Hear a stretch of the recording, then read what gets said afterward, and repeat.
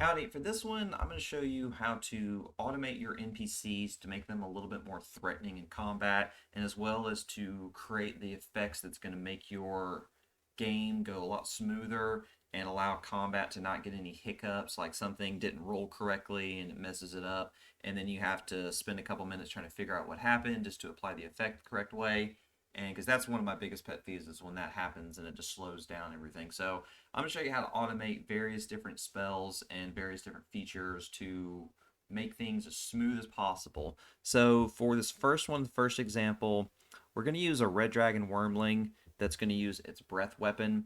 So for this one, you're going to use two modules are going to be the primary use of this. It's going to be D&D 5e helpers as well as the spell template manager. So the enemies for spell template manager to work correctly, you have to be in combat because it'll know at the end of the round or at the end of the turn, especially if it's an instantaneous effect, it will remove the template.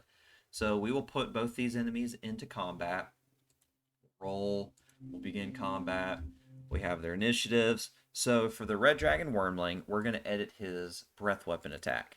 So when you go to the fire breath and you open it up, so based on the description, whenever you use the ability and it uses its charge, it's going to recharge on a 5 or 6.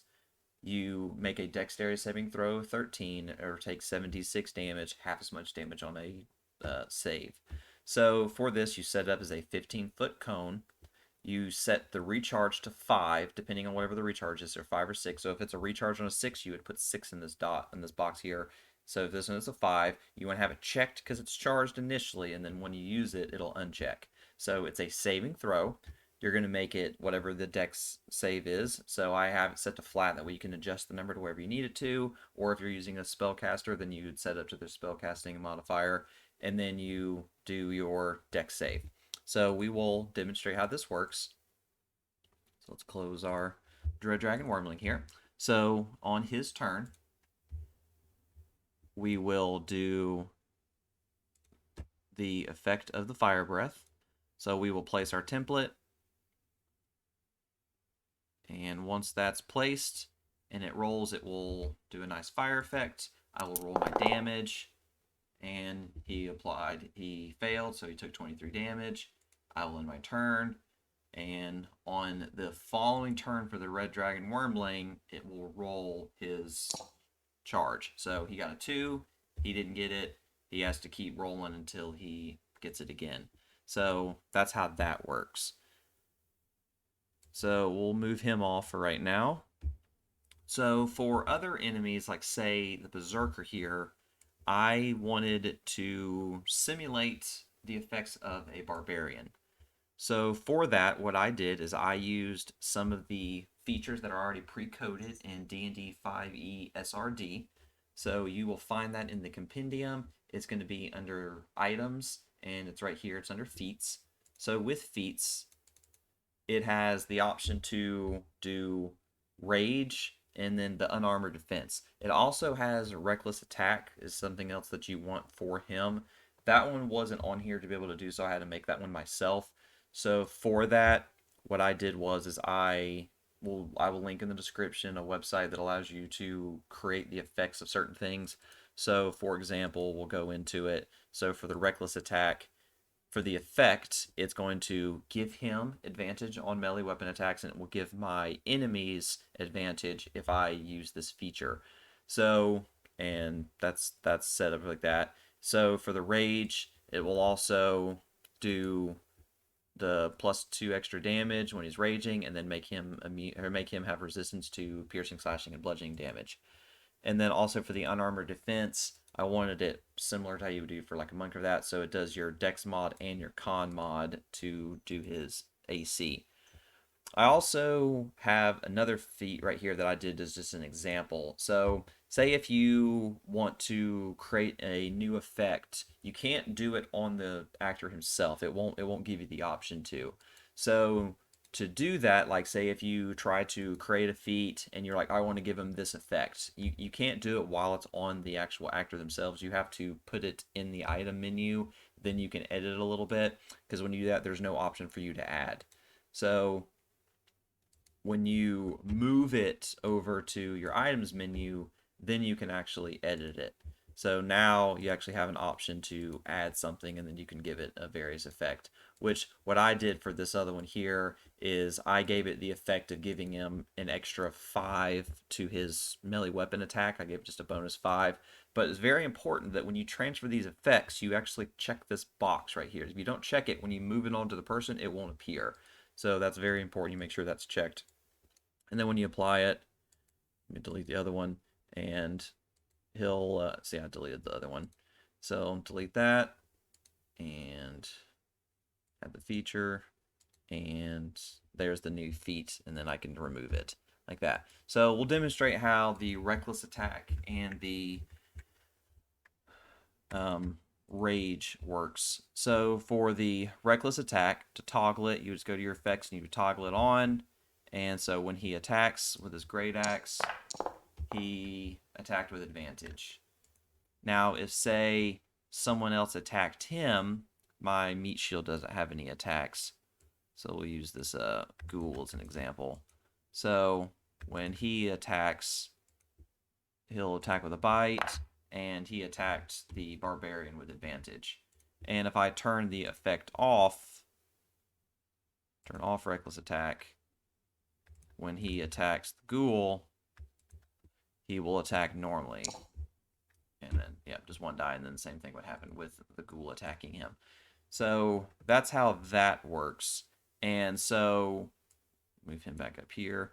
So, and then with the rage, when I activate that, so he has no resistances or anything. When I activate rage, he will now have resistances to that, and then when he attacks, he'll get an additional +2 to his damage.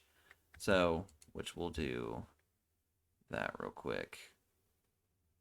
And then we'll do great axe. And he got hit. And it did 6 plus his strength mod plus the additional 2. So that's how that works. And that's some of that stuff's pretty straightforward. So for this priest, this one's a little bit different. So I'm using a module on this that doesn't really get used much anymore. It's called Mess.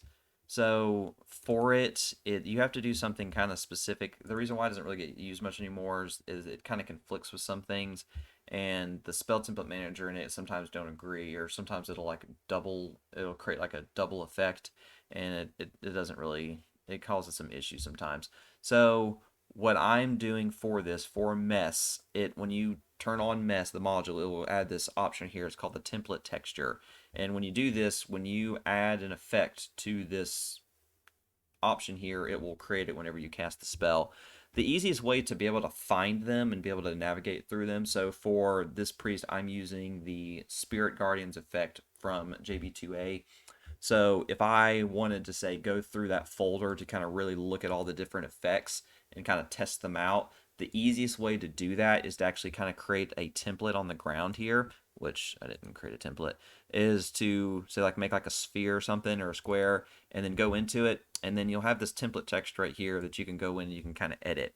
So when you do that, you can actually go through, when you are in the main user data, if you go to modules and you scroll down to the JB2A program or the module. So I'm using the Patreon version, so I have access to everything.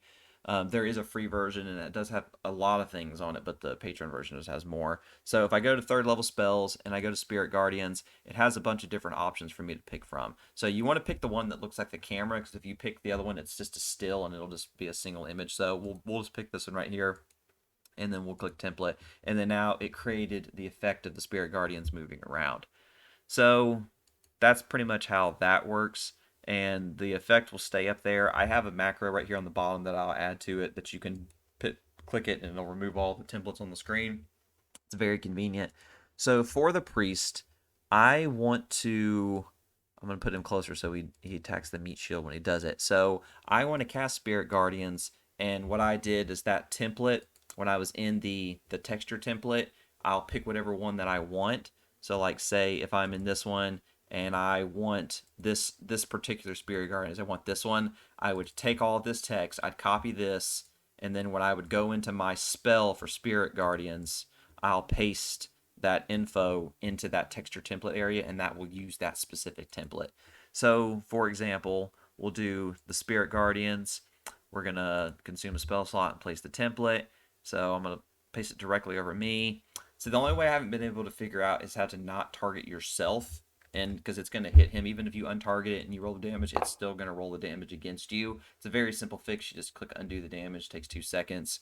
But if I want to say use this template and make it follow me, you need 2 different modules. One that's called the Select Anywhere tool and Token Attacher. So the way this would work would be you would click on your token. When Token Attacher is on, it will have this little chain link icon right here. You click on this and it will open the tool, and it'll create like a little picture for your guy, and you'll see, you know, different effects here. So I'm going to go to the measurement control to control the template, and I'm going to click up here for the select template. This will be the select anywhere option, and then you're going to select that template, you're going to click it, and then you're going to come up here to the attach selected elements, and then when you move your token, the effect will travel with him, and you don't have to worry about it, you know, moving, and when he moves, it will move with it. So very, very convenient. When you're done, you can either remove it, you can detach it from your selected token, and then you can delete all the ones at the same time. Then be sure to click this X to close this picture out, or it will stay up. There's also another module that works really well with this, is the animated or automated animations that works in partnership with JB2A. So what's a really cool effects, so like say him casting Guided Bolt, it will know to use the, of course you rolled a natural 1, and he will roll a 3. Wow, this is terrible. I believe in you, Guided Bolt. There we go. So when he attacks, and I'll zoom in so you can see it, it will automatically play the animation of doing the guided bolt attack, which is really cool. It'll make your players really happy, especially when you see them, you know, attack with certain things. Like it'll even do it for like melee weapons, and you can actually customize certain effects so they can do various things. Like I have like on one of my games, my paladin, whenever he hits with like divine smite, it does like an explosion hit when it attacks. It's really cool. So that's pretty much it for spells. And then you can also do some other really cool things with token magic. So with token magic, there is in the very bottom under here, it's under macros, you'll see the token magic folder. It's right here, the token magic portfolio. So when this thing's up, you can do some really cool things with the spells and just different options that are in this. So for this one, I did Sanctuary. So for Sanctuary, I used the Hexaforce Shield to create an effect so that whenever he casts Sanctuary on the person that he used it for, will create a little barrier so that helps you remember, okay, this person has Sanctuary. So to demonstrate that, what I would do is I would drag this macro right here. I would drag it onto the bar, and then I actually edited mine a little bit. I changed, it defaults to 2 right here, this grid padding. I wanted it to actually just wrap specifically around the token, so I set it to 1. If you wanted to go a little bit past it, you could do like 1.5, and then if you wanted it like really, really surrounding it, you could do like 2. But that's all I did to edit that. And then in Midi Quality of Life, there is an option that you go to when you edit the settings for Midi Quality of Life. I'll show you here real quick. So it's under right here at the very, very top is, where did it go? Losing it. I'm looking for workflow settings. You're going to go into workflow settings and the workflow in the middle, and you're going to do add macro to on-call use. When you do this, this will create the option to be able to use macros on weapons, spells, features, anything like that. I'll show you where it's at on the thing. And then also I have it search for spell description, and I have this checked. That's going to be important for some of the things in a second.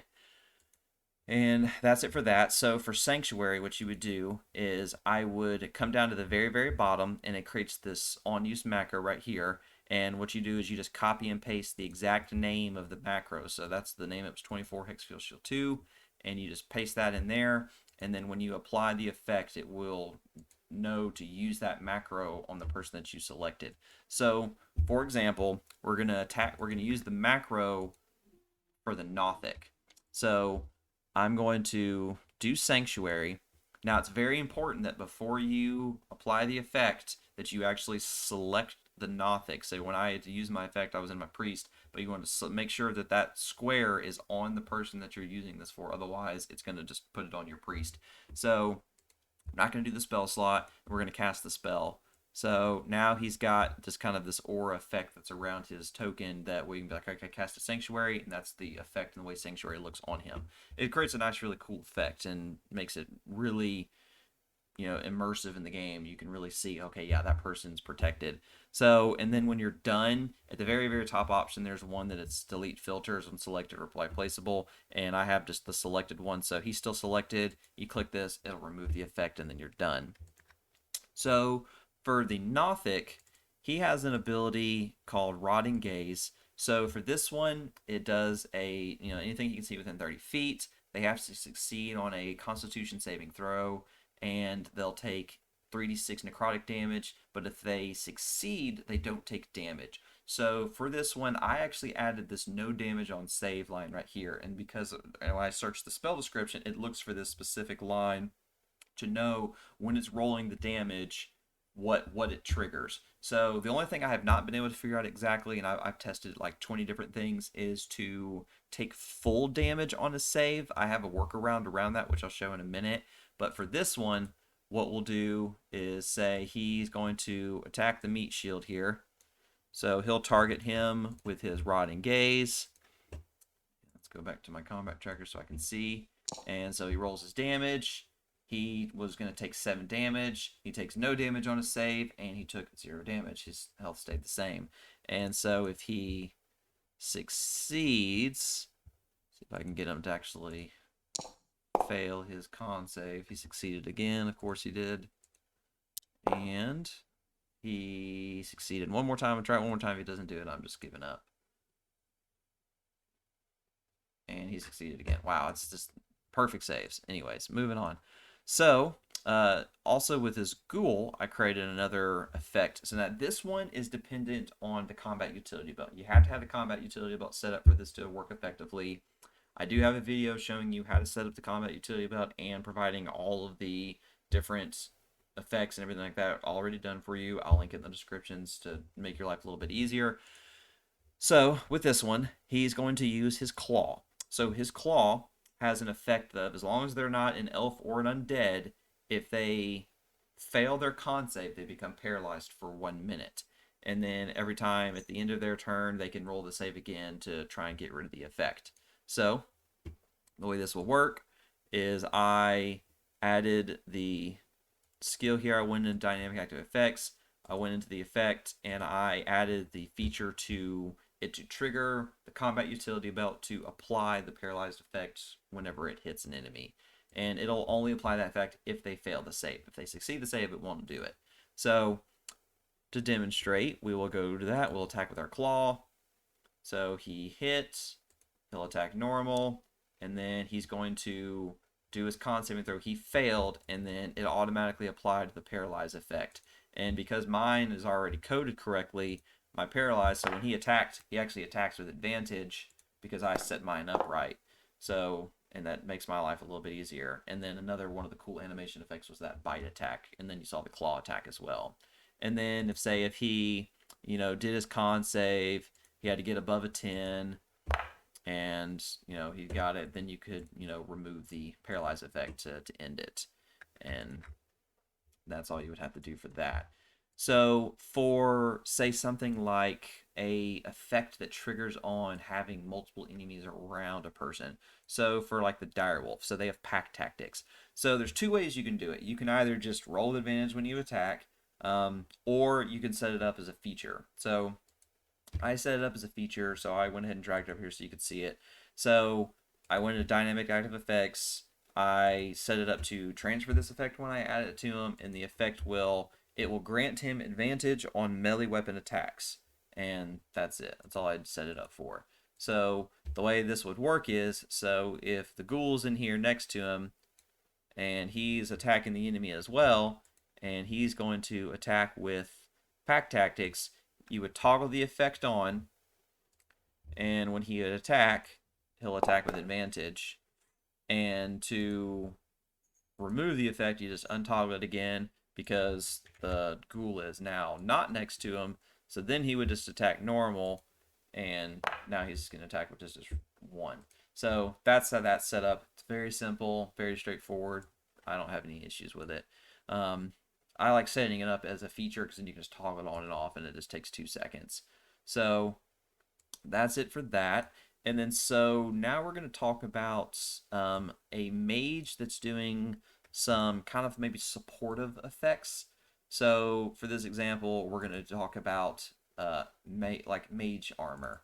So most of the time, now this one's already set up. I will show you how I set it up though. So when you go to the Dynamic Effects SRD spells, there are a bunch of spells that are already done, they're already coded, that whenever you cast the ability, it will apply the effect. I'll add Bark Skin on here so that you can at least see an example of it, and because I've already set my Mage Armor up. So for this one, the way it's set up is when he does Mage Armor, it will do the effect of Mage Armor, which gives him 13 plus whatever their Dex mod. The Dex mod on him is +2, so his HGB should be 15 when he rolls the attack. I also used the token magic to give the Mage Armor an effect. So I have it set up. There's actually a Mage Armor macro, so I put that one on this one so that whenever he casts Mage Armor, it does that effect. It just creates just a simple kind of like weird aura that floats around him. And then he'll use a spell slot, and you'll notice he now has an icon showing that he has Mage Armor. He's got this kind of little aura around him, and his AC is now 15. When I untoggle the effect or remove it, his AC drops back down. The animation will still pop up on him, but you can just hit the macro and it turns it off immediately. Another example would be to casting the Bark Skin. We already saw that his AC is 12 naturally. Cast Bark Skin, creates the effect. Now his AC is 16 based on the rolls of that. And then with ones like that, it's very simple. It's very easy to set that up because I always forget to apply Mage Armor, or I forget to cast it because I didn't have the spell set up, and then it's like they're hitting them like crazy, and it's like you kill a mage within like 2 hits because their AC is like 12, and so you're just ripping through them. So I make sure I set that up, and then I believe there are some other cool effects, so like with Firebolt, there are some other like the JB2 animations that he'll shoot like little fireballs and stuff like that. There's a really cool one for Magic Missile and ones like that too. So that's pretty much it for spellcasters and being able to set up effects like that. So the last one, and is the one that gave me the most issues, was for something that does full damage on saves. So for the Banshee. The Banshee is the one that gave me the most fits. So for this, whenever they succeed on their saving throw, they're supposed to take the full damage no matter what. I tried changing this various ways. It didn't work. I ended up just having to make it as an attack, because with the attack, it gives you the option to actually select full damage on a save. This was the most effective way of doing it. It made it the easiest, and that's just what worked for me. That's pretty much the best way I could figure it out. I just have not figured out a way for it to code it the right way by reading the spell description. I've tried 20 different combinations and none of them worked. So for this one, we'll demonstrate how it should work, but that it doesn't. So we'll do the meat shield here. He's going to roll his con save. He succeeded. He should take 13 damage, but he only took 6. So that's not the way it should go. So, but when I set it up as an attack, which, click him again, do the Wail, I'm going to attack everybody up here so that I have a better chance of actually getting a person to succeed, because I don't want it to not show it. So with that, we will have the Berserker succeeded and the Priest succeeded. So they should take 11 damage, and everybody took 11 damage. And all the ones that failed, you would just drop them to 0 HP. So, you know, you would just go 0, boom, he's dead. And that's how you do that. And then you just remove the template macro, and then you can take all that stuff off. But that's pretty much it. This is just various ways that you can automate your NPCs to make combat go a little bit smoother. It applies effects the way you want it to. Um, like I also have it set up so like when this guy dies, it automatically knocks him prone and makes him go unconscious. That way, it just makes it easier. There's also with I believe it's in I'm trying to remember. Oh, it's the monk's little details. When you kill an enemy that's in the combat tracker, it'll like automatically remove from combat and kind of make them hidden. It makes your life a little bit easier and kind of hides them a little bit. But I'm gonna link I'm gonna list every single module in the description for all the things that I use in this, even some of the aesthetic ones like the tab chat log and the combat focus, things like that. There's a lot of stuff for this. It takes a lot of time to set up, but once it's set up, it's very rewarding. I spent about like 2 days preparing for my game, just going through every single enemy and setting that and automating every single effect, every spell, everything. It sucked, but it's very rewarding when it works because just combat's super smooth and it'll really impress your players. You're like, wow, this is really cool because you can do just about anything if you put in the time. But if you have any questions about anything, let me know. I'll be sure to help you as much as I can. And until then, I'll see you in the next one.